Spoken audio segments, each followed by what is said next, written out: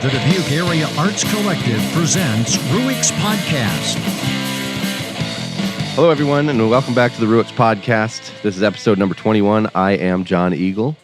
Today, we are going to be talking to, what do you say about today? My guest today, Dean Wellman. He's a Dubuquer for many years. Well, I guess I'm going to learn a little bit more about him today as I talk more to him. But I do know that he is a jack of many trades, a jerk of many trades, if you will.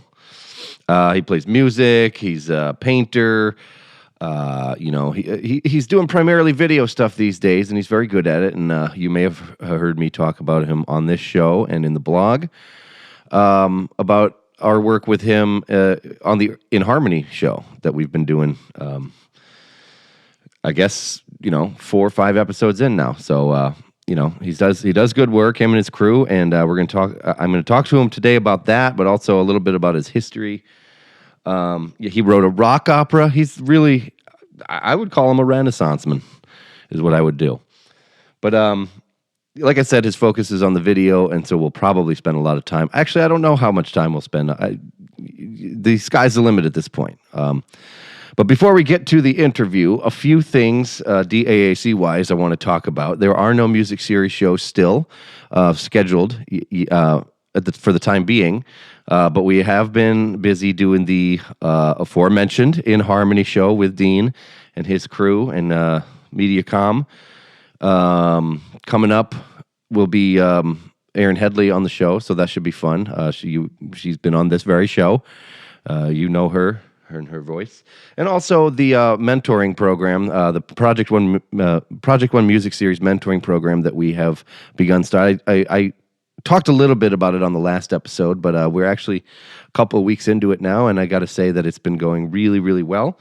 We actually ended up with 12 kids, I believe, something like that, 12 or 13, and they're just really enthusiastic about playing and collaborating and learning more from us, the mentors, and from each other.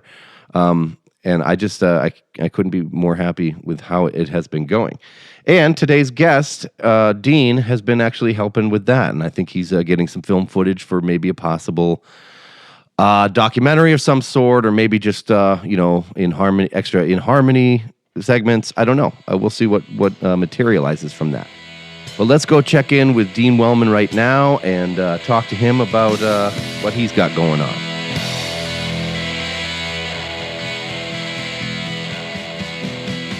I think you're nervous. No, I'm not. I'm just kidding.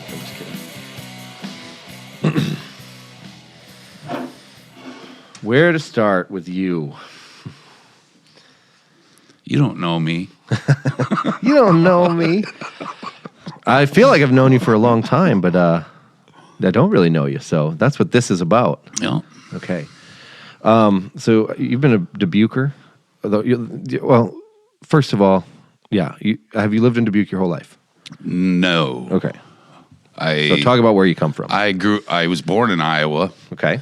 But my dad was in the Navy, so right away shipped out. So you're from nowhere, basically, already. Yeah, Norfolk, Virginia after birth, and then Pearl Harbor and San Diego, most of that Navy career. And then my dad took a Navy recruiting job in Dubuque is how I ended up here. Oh, okay. How old were you then? Oh, that was 73, so 9 or 10 years old then. Okay. Where in Iowa were you born, did you say? Oskaloosa. Oh, wow. Little farm town just north of Ottumwa. Have you been back since? Oh, yeah. I still have relatives that farm and stuff Okay. down there, so I don't get down there very often, but Yeah. I still have ties there, I guess. All right. Well, how did you like moving around a lot when you were a kid, like being from a military family? Oh, Did you like it, or? yeah. I mean, it had its pluses, I guess.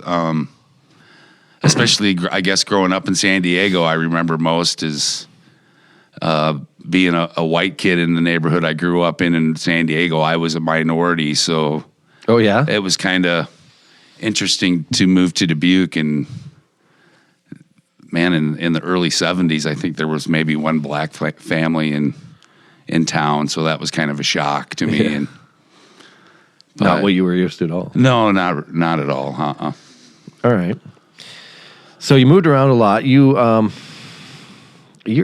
a jack of many trades, like in terms of art. I know you work in a lot of mediums.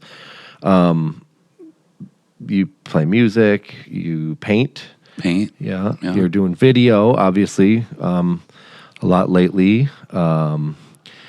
You're an artist when it comes to drinking whiskey. I know that we've collaborated a few times on those projects, but do you find that there's like a medium that you prefer? I guess I just did that with my face. I didn't mean. Now I'm going to be wary of it. I'm talking but is there a medium that you prefer to work in, or? No, I tend to. I think with doing all those things, I tend to do something until I get kind of maybe a little bored, or I just need to be refreshed or something. Then I'll end up moving on to something else for a while. But okay, the video stuff I've been doing since 2003. Okay. Just filming different bands and different I really events. started out, the internet was kind of still in its infancy in the early 2000s, and right. I was getting online and listening to a lot of crappy audio, which I'll listen to for 10 seconds and then turn it off, and I was like, you know what, I'd like to start maybe a little thing here where I would go out and do a multi-track on a live band and a 2-camera shoot, and pretty much did that for 10 years just for the fun of it. I never got paid. Musicians are the last people on earth, as you know, that have any money to spend on any kind of production like that. They would take their money and make a CD or something before they would get video done in those days, and it still seems to be kind of like that, really. Yeah. Yeah, bands don't really make anything. They make their music, they make their CDs, and every once in a while they might find a camcorder somewhere or a friend that'll go out and shoot some kind of music video for them. But the live performance, and then now that we're doing it here in the Ruix space too, right? What the output of that is. It's wonderful audio quality, and then do the 3-camera shoot now on that. Yeah. I really enjoy it a lot. Definitely. It's been coming out great. Yeah. And we're speaking, of course, about the In Harmony music series that we've been doing with, did I even say who I was talking to? Dean Wellman. I guess we don't really need to. I'll say it in the intro anyway. We'd go through the whole interview before. Well, I'm going to say it in the intro anyway. Okay. So, but I'm sure I've already talked about who you are a little bit in the intro. I haven't done the intro yet, but I bet I'm going to say some really nice things about you. Yeah. But okay, so we're talking about In Harmony, and we've been doing that since early December, late November, something like that. I think actually we shot our first one in August or something, if I remember right. Oh, that's right. Yeah, we did the. What was the first one? The Earth exhibit thing with Pete and. Mutilated by Zombies down here, I think, was the first down Ruix show we did. So whenever that was. Yeah, I guess you're right. Yeah, that was. But then even before that, you filmed the interview with me and Pete Balistrary. And, sure. That was in July, I believe. Yeah, that was in the middle of the summer. Yeah. So that's been fun, doing that, and like they've been hitting. Blast. I talk about that on the show here and on the blog. Been trying to push it, and as the episodes come out, do you like working with us? Oh, I love it, man. Here's the deal with that is, over the past 13 years until this year, I was out in clubs and out filming bands that were pretty much established already, and they had a place to play, and it seems like, but they were doing a lot of cover. I recorded a lot of cover tunes. I tried to record original stuff as much as I could. But when you're out in the club, you're going to end up recording some cover music. Well, especially this town. There's a lot of cover bands. Oh, yeah.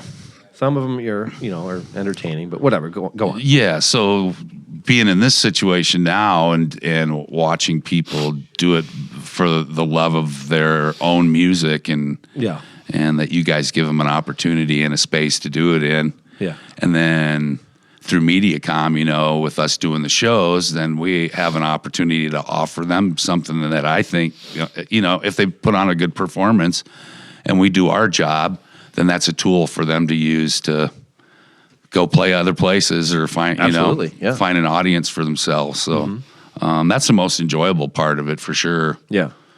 So I accidentally caught like a little bit of one of the shows on TV not too long ago. Oh, did you? Yeah, a couple of days ago. Like I don't usually watch cable. Like I'm usually on like the Netflix or whatever. But right.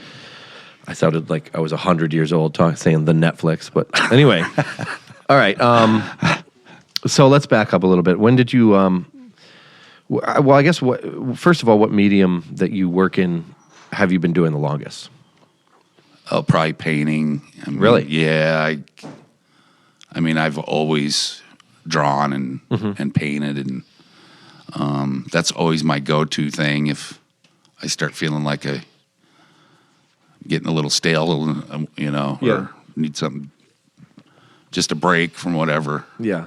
I'll always go and brush up. Yeah. Sure. Yeah, it's a lot of fun. Okay. How often do you do paintings these days? Man, honestly, I just put one out last week, and that was probably been the first one in a year. So when you say put it out, what just like for this one, it was interesting because I used a couple of different mediums. I used my video camera, and I set the camera up over the top of my easel, and then every time I would take a brush stroke, I'd hit the record button on my camera and record the brush stroke. Yeah. Oh, that was the stop motion thing in the last episode. Okay. Right. Gotcha. And then I compile that together in a timeline in an editing program, and then speed the camera up to this one. I sped it up to fit a song that I wrote, so it would fit in the parameters of that song, and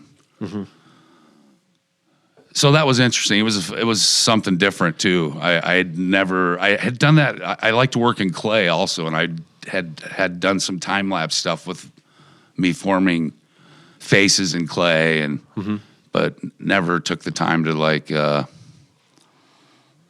well, I take that back. I guess I did that stop motion animation project at one time too in the middle 2000s that included a dozen clay sculptures and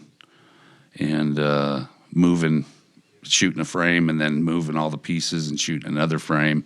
I don't know if I saw that. But yeah, that's it's online. Right? Oh man, that took me. I built the set and all the characters, and to shoot the video, a 3-minute video took 6 months, and that was working a little bit on it every day, and some days 8 hours a day. So yeah, it was I swore I'd never do another one after I was done with that because it was. Well, how long did this last one take? That was a 1.5-day project. Okay, so not so labor intensive. Right. Well, it came out good. Yeah, it was fun. It was a nice little addition to that episode of the show too. Yeah, we were lacking an art segment this month, so it was easy for me to. Good. Yeah. Okay, and so the song playing over that, I just asked you about it before the show, but is a Medicine Band song? Mad Creek Medicine Band, which was a Quad Cities-based band when I was living in Muscatine. Okay, so not the same Medicine Band that you're in nowadays. I just axed sporadically. Yeah, and that was for a special project that the Medicine Band name kind of lent itself to the content of the music. So, what do you mean? Oh, it was that 13-song rock opera I wrote that was based around Native American stories, and that we performed out at the Mines of Spain over the summer of this year. And okay, yeah, that's right. That was you were. I remember you were at Art Gumbo for that or something, right?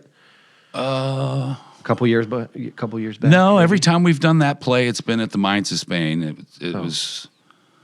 We've done it 5 times, and every time we did it there. Now you might What am I thinking of? Well, you might have seen like maybe 2 or 3 of us doing a few acoustic tunes from that play someplace. No, I mean you were like, one of the Art Gumbo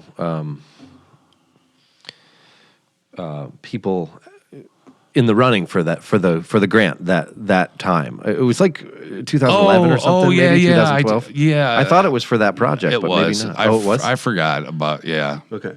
That was Art Gumbo in its infancy. Yeah. And now it's already dead. So yeah, that last 3 years. Yeah, something like that. That's yeah, I don't know, something like that. Soup and. Oop. Yeah, it was a fun thing to go to because it was free soup, even though they always fucking cut you off after like one bowl. Yeah, I felt like it was kind of a popularity contest in a way, but it definitely was. Yeah.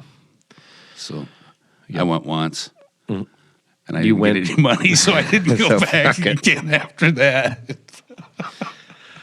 Well, okay. Well, anyway, so what do you are you in a band like these days? Or I are haven't you been just kind of playing- focusing on the? Yeah, I haven't been playing much music really. My stuff's kind of collecting spider webs. In fact, I put a few pieces up for sale not too long ago, and Like gear? yeah, Okay. guitar and an amp, and just it's one of those things. I guess that maybe someday I'll come back to it, but I'm just yeah. not that No, I'm interested with right you. now. I'm having a lot of fun doing what we're doing down here, so I'm getting my fill of music. Yeah. Not necessarily playing it, but No, I was in the same boat pretty much all last year. Like, wasn't really playing and wasn't really like didn't have the urge. yeah. Just started playing with Bob again, and it's been nice. But it was Yeah. also nice to have some, time away. too. Yeah, man. I mean, part of it for me too is I've always liked to write original music, but part of it for me was playing in a Neil Young tribute band for 14 years too, and I just got like it got old. Yeah. I mean, 14 years of that's a long time, and I think it kind of just took its toll on me too. I had It's no like, idea you were in that band that long. yeah, two That is a different long time. versions of it, but. Okay, what was the band called again? Ragged Glory was the first one, and then Sun Green was the second Okay. version of that. I think I saw Ragged Glory once, and you Yeah. guys were good. Whatever, it was fun. But yeah, I had no idea you were in it for 14 years. That's crazy. Was that it? Like the whole time that you were doing that, or were you doing original well, I stuff? wasn't I mean, really besides writing much in those years, I was okay. just it was stifling. I think just doing that, and then you're playing with the people that I played with in that band were they relied on playing music for a mortgage payment or whatever. You know what I mean? That's why they're playing covers around here. Well, yeah, and nothing wrong with that. I get it, but it wasn't doing anything for me in the end. It was, Right. And for me, if I would have done that 4 times a year, once every 3 months would have been fine for me. But I found myself doing it 5 or 6 times, a month, and at some points, and you're in Dubuque, and the circle's only so big here, Oh yeah, no shit. So Okay, so did you just walk, or like is the band defunct, or? I don't have any. I love all those people. It wasn't a bad thing to quit doing it, but I don't have any interest in going back and playing Neil Young songs again. No, I don't blame you there, but I'm saying, did they keep going in some capacity, or? No, well, I think they started a side project called Percival, which is Neil Young's middle name. Yeah. So, but they went. So it's not really a side project. Well, not. It's just more of the they same weren't thing. Really, they didn't do a tribute to. They played some Neil Young songs, but they were doing more of a tribute to the Southern California '70s era. Oh, okay. Gotcha. So they were playing the Eagles, and, Buffalo and stuff like that. right, Sure. right. Yeah. So that's kind of the direction they went in, and All right. Well, and how long ago was that you left? 3 years now or so. Yeah. And pretty much you just been doing the video Video stuff. stuff, and then I wrote. I did write then- the rock opera. Right. Which was an interesting process too. When I decided I wanted to do it, a couple of the tunes were older songs of mine, but I think I wrote 8 or 9 of those songs for that album in about a 6-week period. I just got it in my mind that I wanted to write those, and they just kind of flowed. Yeah. Where but I've struggled with writing. So with the Native American themes, and there's a lot of that in the things that I've seen of yours, and particularly this rock opera. Like, Why is that like a, I guess, just like a strong theme in A thing? in the thing that you, yeah. Why is it a thing? I think for me, it was the Native American, not so much a religious. Well, I mean, it was an environmental piece in my head more than it was about telling. It was the Native American reverence for the land, and Yeah. that really kind of sat with me as I wrote. Yeah. Wrote the songs out, and in fact, it was written. It's a 3-part play, and the first part tells stories of other Native American tribes around the United States, where the second one part of the play is about indigenous people to our area here in Dubuque. Yeah. And then the third part of the play actually was how their reverence for the land kind of relates to all of us today. Yeah. Was the third act. Okay. So that's kind of how it laid out. How did the interest come about in writing about that? I mean, are you Native American partially yourself? Well, I've never had my DNA checked or anything, but I've been told through my relatives that there's. But who knows? It's just word of mouth. Yeah, you never know. No, so I can't say yes or no to that. But You're drawn to. I was drawn to it, and when I moved here from San Diego too, I think one of the first books my dad gave me was a book called Black Sparrowhawk, which was more of a fictional piece written about what Black Hawk's life might have been like as a boy. Okay. And so he got me interested kind of through that book, and At a pretty young age? at a really 9 or 10. Oh, yeah, wow, okay. Yeah. And that sort of stuck with you, obviously, Yeah. up until adulthood. You've been playing music in Dubuque or in the Dubuque area for a lot of years. I guess you've probably seen and know some of the same people that I do. Like Oh, we've yeah. seen like probably a lot of shit like over the years. Like how have the I guess the music scenes and the art scenes in Dubuque sort of varied over the years, like Yeah. decade by decade or whatever. Yeah, it wasn't so. I was in Colorado I moved away from Dubuque shortly after high school to Colorado, so the middle I '80s didn't I realize can't that. speak too much of. But Okay. when I moved back in the '90s, it was weird. Who were the bands then? It was the Uninvited with Carrie Miller and Steve Davis, I remember Steve that. Davis, and Rick Eagle for a while. was Rick Eagle in that band? Oh, Really? Yeah. Who Carrie else? made me.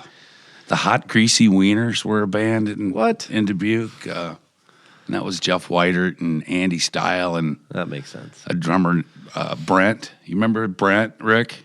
He was good.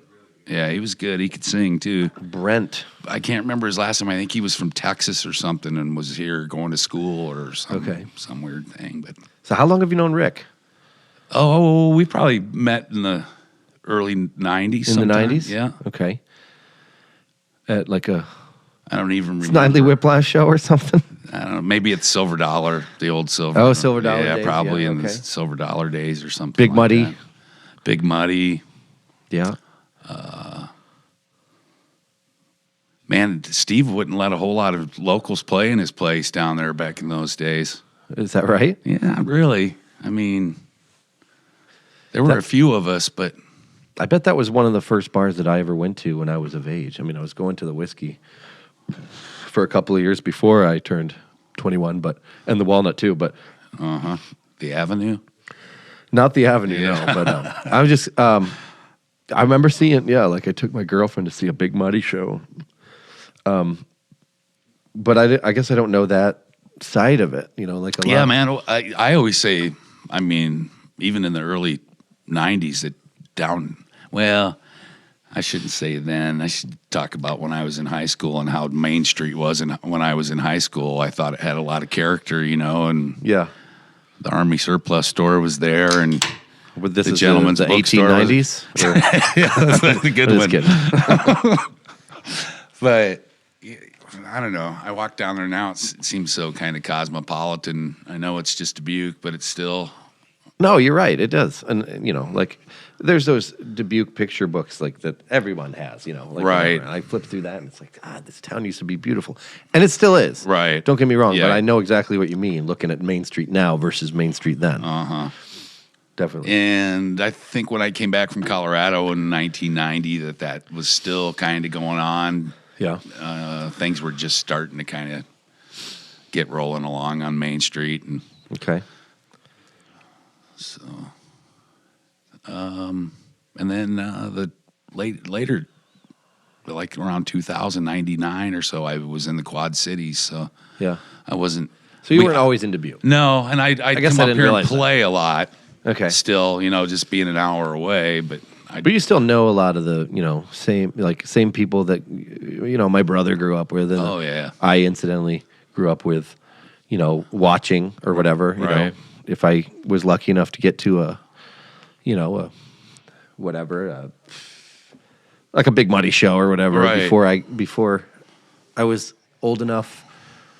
But yeah, I guess I just was curious about, and I was sort of trying to get Cricket and Dave to speak on it a little bit too. When we talked to them, or when I talked to them on the show, Right.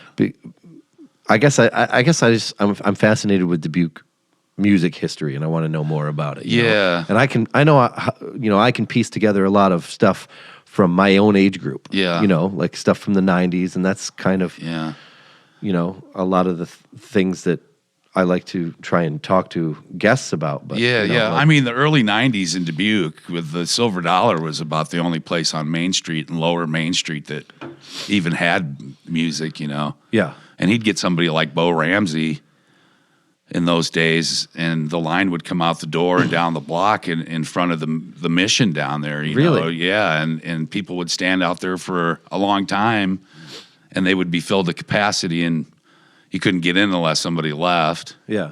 But So original music still drew people in even in those early days. well, Or yeah, in the but 90s, it was I guess. limited where you could go see some. I think. I mean, that was other than that for an original music venue in the early '90s, which is Jimmy B's. that's off the beaten track, but Yeah, it definitely was. But yeah. I know my brother went there, played there a few times. yeah, And, my mom frequented there. yeah, I don't know. yeah. You knew her back then. Uh-huh.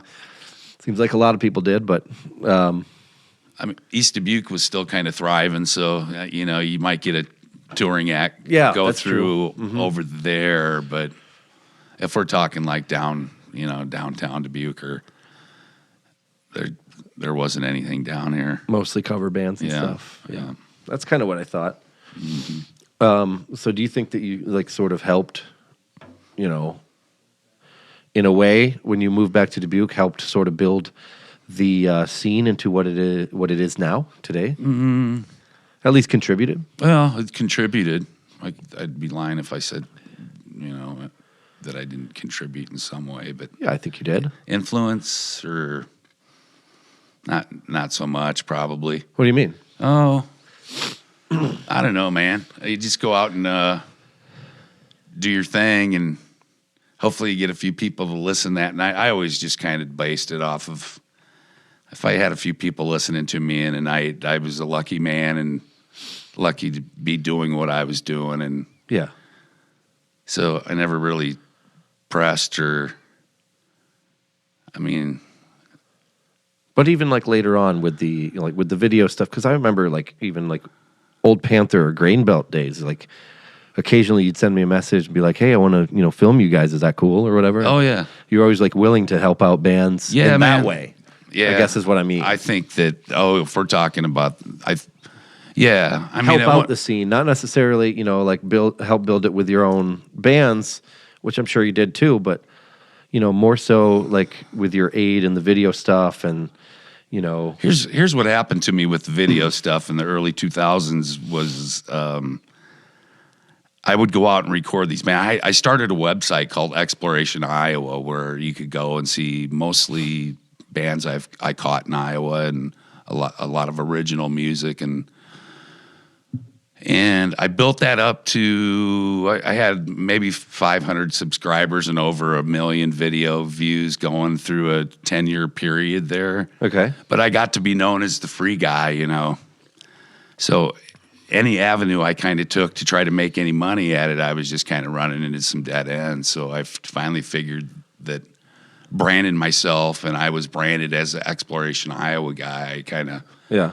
I nixed that website and kind of started from scratch, and With the YouTube channel? with a YouTube channel, and then just trying to do side jobs, you know, just trying to get some income coming in because I enjoyed doing it a lot, and I needed that one staple in my art medium that I could, you know, make some money at, Yeah, for survive, and so it was cool. I got in out at MediaCom, and now they kind of pay the bills for us to go out and do what we're doing, and we deliver a TV show to them once a month, and so yeah, I think through that whole thing of recording music, I think I've helped out some people and Yeah, for gave sure. them tools to use to Absolutely. go out and get gigs or for their audience to just go enjoy, you know, to watch them play. And then you could download the live. I offered free MP3s of the live performances on that website Cool. too. That's huge. I hated giving that up, Yeah. but I just needed to start from scratch. Yeah. So Well,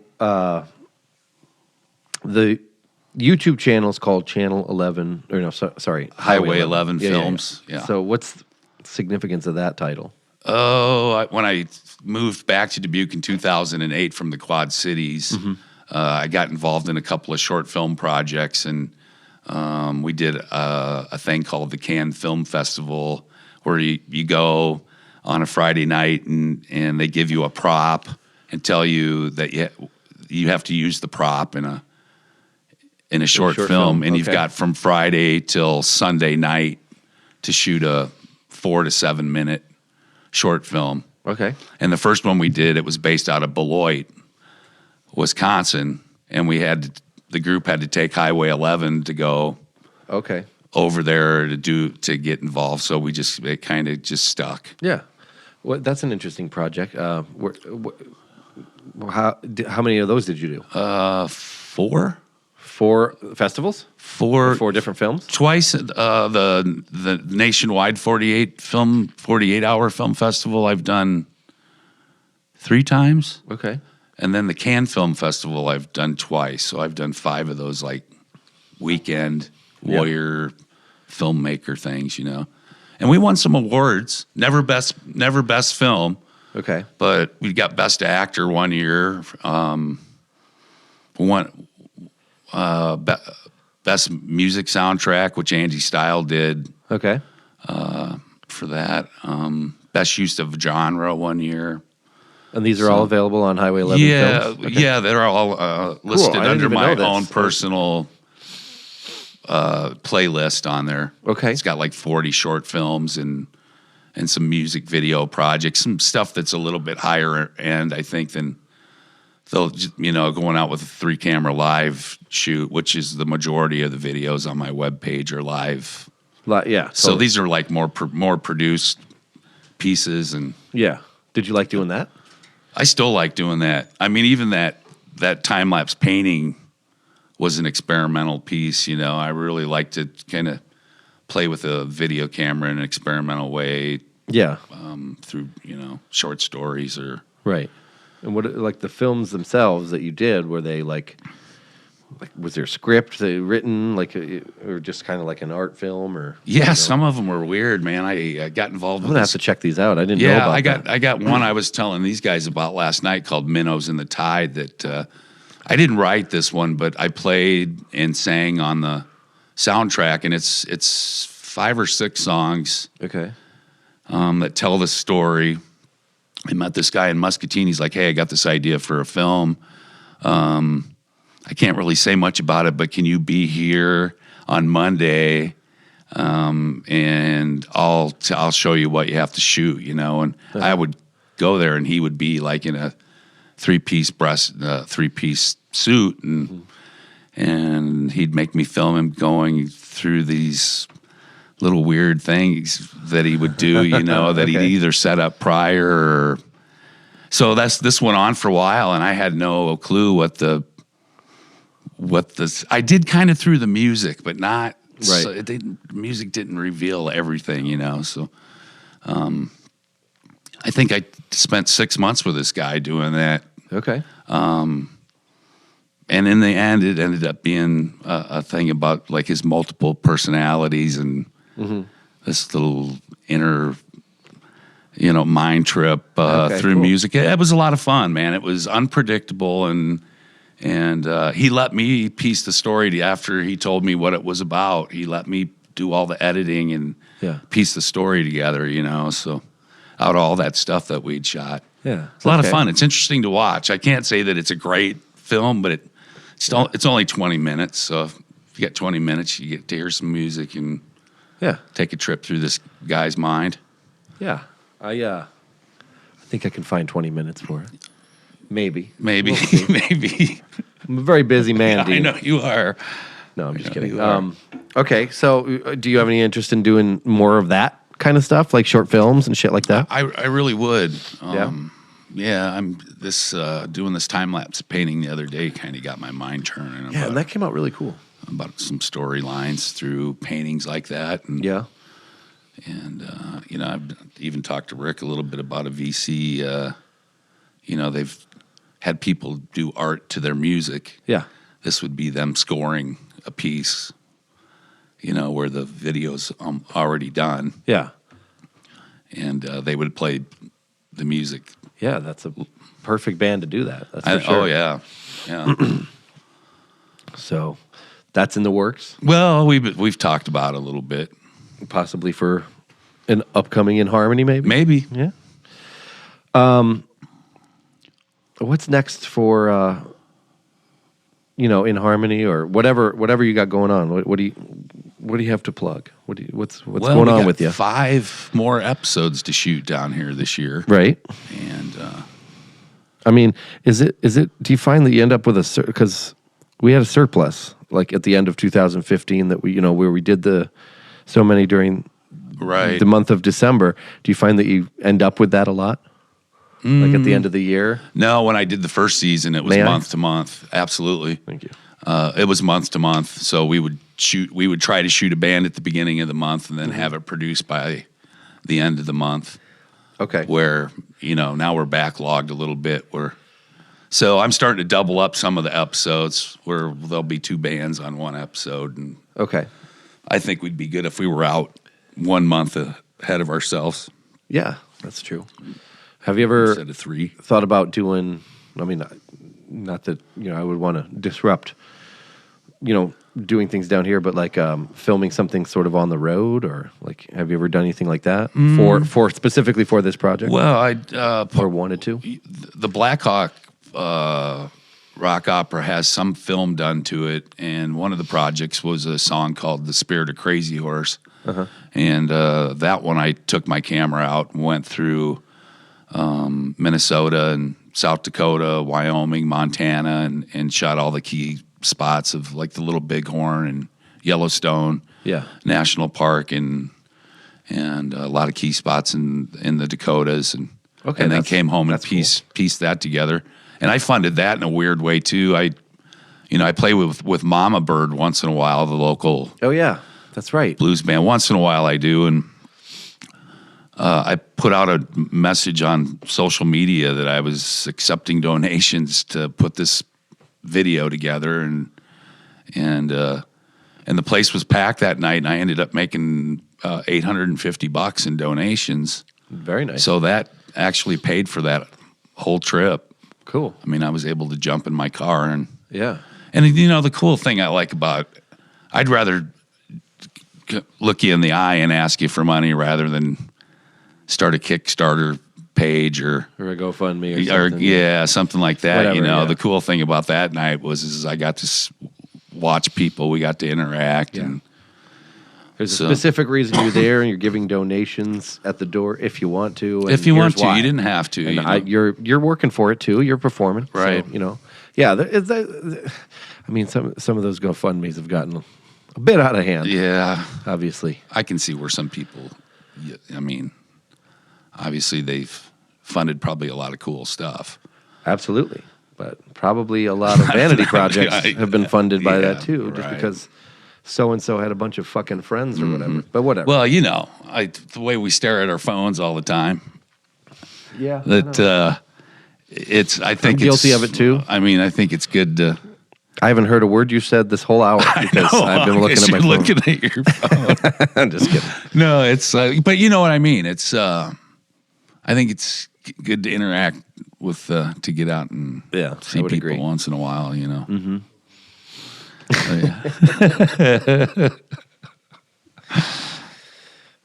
That's all right. Now that derailed me a little bit because that was funny.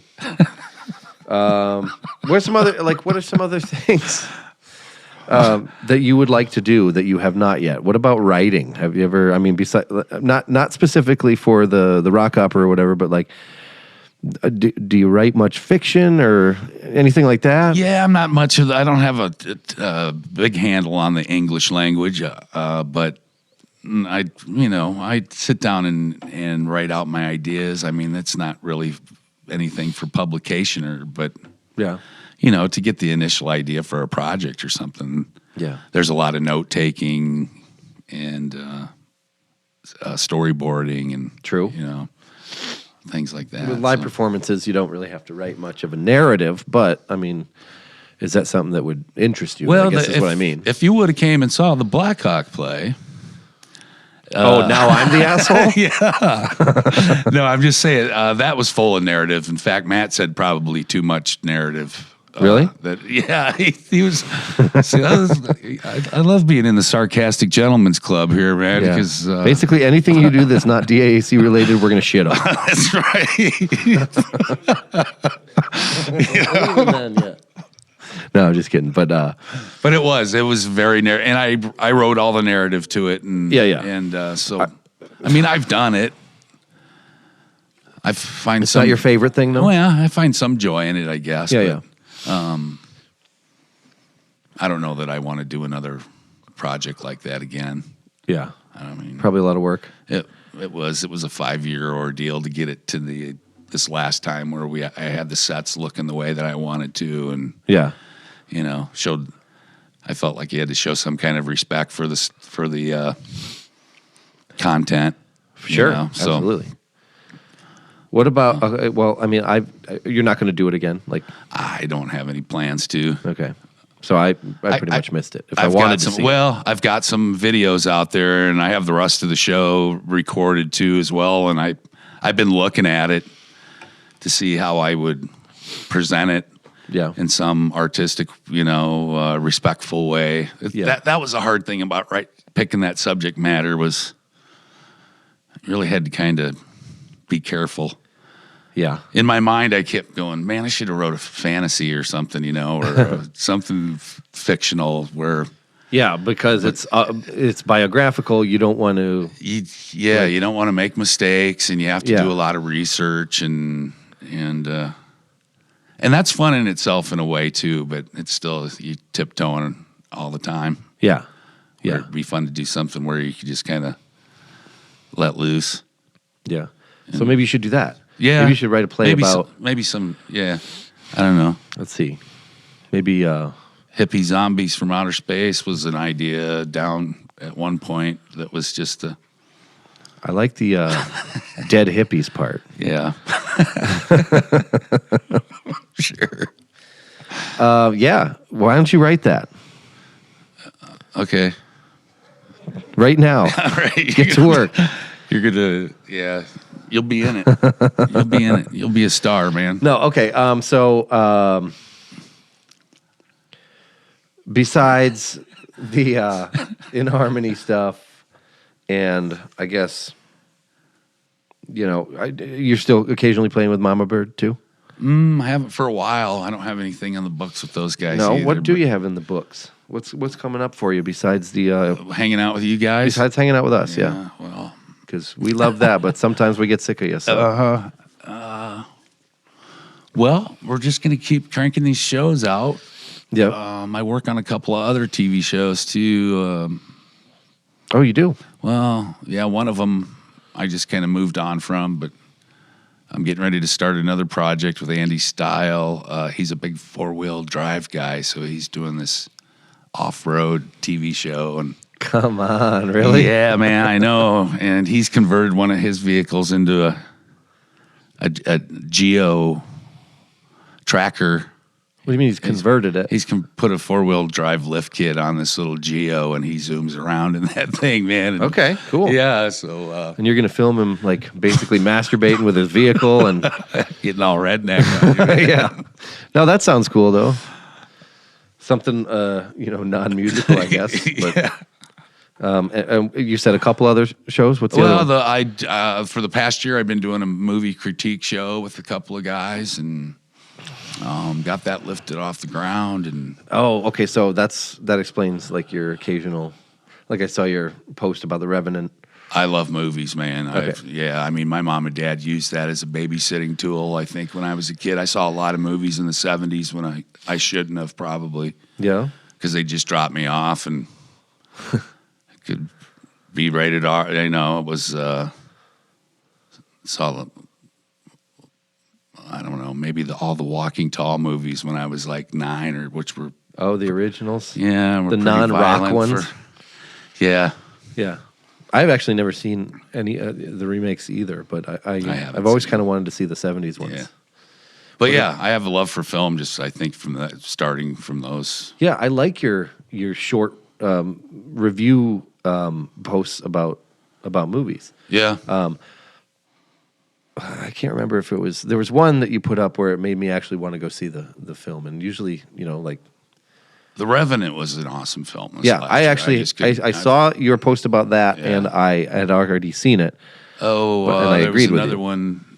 one. People I think I made a comment about. Hateful Eight, maybe, or It was Robert De Niro and what was it? No, it was the set in New Orleans. not Mickey bad, Rourke, not Bad Grandpa. What the hell was that called? Lisa Bonet, Oh, Angel Heart. Angel Heart. Oh, that's a great movie. Yeah, That's not a new one though. Well, no, but every once in a while, if I haven't seen a movie in, a long Yeah, time. well, that wasn't it either. But Yeah. I actually have seen that movie and I loved it. But We're just talking, right? yeah, now we're getting drunker. And What else? What else did we talk about, Dean? Do you remember when you and Rick didn't get along? Oh, yeah, man. That was, What happened there? well, I guess I stepped on somebody's toes. Don't pull any punches. No, I think, I booked an open mic night opposite his, and Oh, you And were then- involved in that. I remember that Well, shit. then, yeah. I didn't know that. Okay, go on. That was, Sorry. we made that right pretty quick. Yeah. Well, obviously, we're all friends now. Yeah. I mean, you guys are. I don't really care for you still. But That's good. I'm just kidding. I love the hell out of you, Well, man. yeah, I never love really hanging out wanted to with get that close to you either. you. I don't blame you. Especially how much I touch my face on your on camera. I know, man. Jesus. Well, come on. To be fair, I did have that like really weak beard, and it was making me itch. Yeah. But, That's what Drew said you need to join the shave club. And Yeah. I said I looked like Captain Scummy from Adventures of Pete and Pete. I don't know if you know that reference, but I don't. it's Michael Stipe playing a sailor / ice cream man. Ice cream man. In a movie? No, in a Nickelodeon children's show from the 90s. He did that regularly? He did it in like 2 or 3 episodes, maybe. Maybe only one. I don't know. I just remember it pretty vividly. Anyway, that's not the point. This is about you. Yeah. Well, we're talking film, and I like film. I like film as well. We have that in common. Okay. So Highway 11 Films is the site, or is it just youtube.com / Dean Wellman, or Yeah, I think if you type in youtube.com/highway11films, you'll get there. Okay. Do you have anything else on the internet, like your music or your artwork you can or anything? find music from an album that I did in '94, another one in '96, another one in '98. Solo albums? No, with different bands. Okay. What do you have those on? Their videos. Oh, video. Yeah. Oh, on your. Okay, I got you. Yeah, their videos. But you don't have like a Bandcamp or anything like that, or like a SoundCloud. I don't. No, I don't. Get with it, old man. I know, huh? All right. Well, anything else to plug? Anything else you want to just add about No, man, how well I've treated you? You always treat me well. Sometimes I get the impression that you think I don't like you because you're like, well, you were fucking, you're disrespecting me the other day. And I'm like, come on, I was kidding. I like to stir the kettle, man. It's the dramatic way in which you bring it up to me sometimes. Like I'll say something as a joke, and then like 2 days later I'll hear about it. You're like, Yeah. oh, well, you were disrespecting me. I'm like, what are you, my stepdad? What the fuck is disrespecting? Yeah. I like to analyze each and every one of you and then try to figure out how to like twist the knob a little bit. And Oh, yeah. It's an easy thing to do with me because I am Yeah. definitely a sensitive cat. with Bucko, you just try to get a little sentimental with him about something and he'll kick you in the nuts, man, Yep. Yeah, that's true. Yeah, I'm going to kill you. All right, buddy. Well, anything else to add? No, I don't think so. I appreciate you sitting down and talking to me. Yeah, man. Thanks for coming on. And every time they say something, it makes me think that they're talking about us. Yeah. They probably are. They are. All right, man. All right, Love thank you. you so much. Love Thank you too, you. man. Thank you.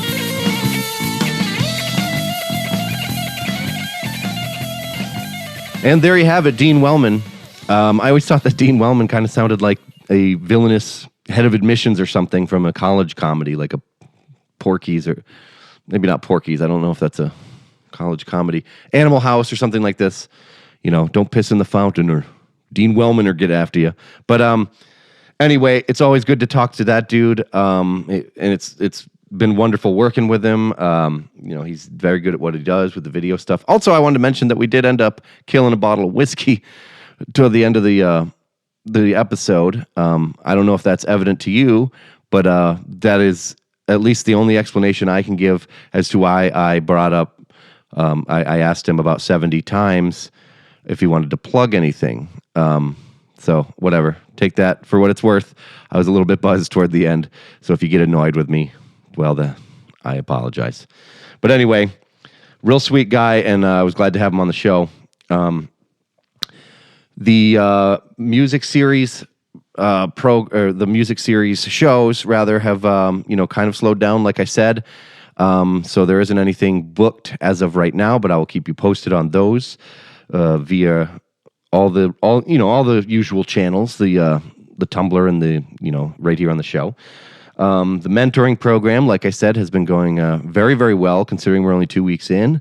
Seems like we have a very good group of enthusiastic students willing to collaborate with each other and with us, and I think it's going to be great. Time will tell now, and we'll see what materializes from this. We got about 10 weeks to go, so plenty of time. Also, In Harmony continues this month with our guest Aaron Headley.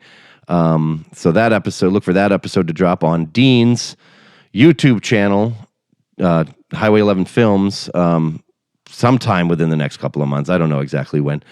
And also on, if you're in the Dubuque area, on channel MC22 on cable access. Also, I forgot to mention at the beginning of the show that the next Readings Under the Influence is coming up on April 2nd. So be ready for that. I don't have all the information handy right now, but I know that Ryan Werner and Alice Olson are two of the featured readers this time. And then TBA, I don't know, we might have a couple more. Like I said, I don't have that information in front of me, but I definitely wanted to get the plug in for it. Music by Cranes and Vultures. And, games, activities, plenty of liquor and booze. So, remember to come to that. Again, that's April 2nd, and suggested $5 donations at the door. You guys, thanks for listening. Whenever these things drop, I always share that information, like share links to the show on Facebook, on Twitter, on Tumblr. You can find me in all these places. Follow me on Twitter. It's at Jeagle78. I believe it's the same thing on Instagram, although I don't really think that I share much about the show or about the DAAC stuff. But you never know. You could just follow me anyway because you want to, because you like me. But Tumblr is the best way to find out about DAAC related things. And that is Ruixzine, ruixzine.tumblr.com. And then you can always hit subscribe on iTunes as well if that's your preferred method of listening. I just appreciate you continuing to listen, and